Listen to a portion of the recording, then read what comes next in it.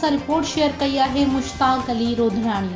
Report मुताबिक जोही दादू ज़िले अंदर चोरियूं फुरूं वधंदड़ लाक़ानूनियत खिलाफ़ समाजी सियासी मजहबी क़ौमपरस्त अॻवाननि शहरनि समेत मुख़्तबे फ़िक्र सां वाबस्ता माण्हुनि जो नाअहल SSP दादू खिलाफ़ सवें माण्हुनि तरफ़ां हथनि में बैनर ऐं प्लेकार्ड खणी एरीगेशन ग्राउंड खां इमदाद लगारी, गुलाम कादिर लगारी, हैदर सियाल, अमीन विघियो जी अॻवानी में एहतजाजी रैली कढी फाज़िल चौक ते नेटण उस में 2 कलाक धरणो हयो वियो।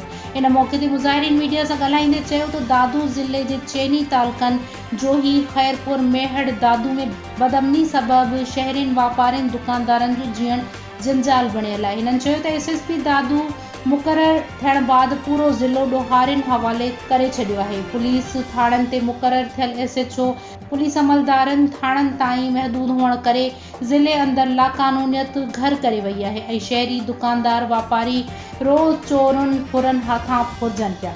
SSP खे न हटाए वियो त 24 जून ते SSP दादू अॻियां एहतजाजी मुज़ाहिरो करे धरणो हयो वेंदो। इन मौक़े ते हिननि Supreme Court of Pakistan, IG Sindh, DIG Hyderabad समेत इख्तियार धड़ियुनि खां मुतालबो कयो आहे त दादू ज़िले अंदरि मुक़ररु थियल मौजूदा SSP खे हटाए ज़िले अंदरि अमन अमान बहाल कराए शहरियुनि खे जानी ऐं माली तहफ़्फ़ुज़ फराहम करे लाक़ानूनियत ख़त्म कई वञे।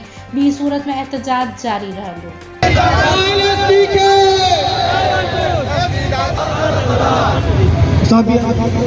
पानी जी वॾी तकलीफ़ आहे। जेके भी दोस्त दुकानदार, होटल वारा, वापारी सभिनी खे गुज़ारिश आहे त हिन रैली में शिरकत कयो।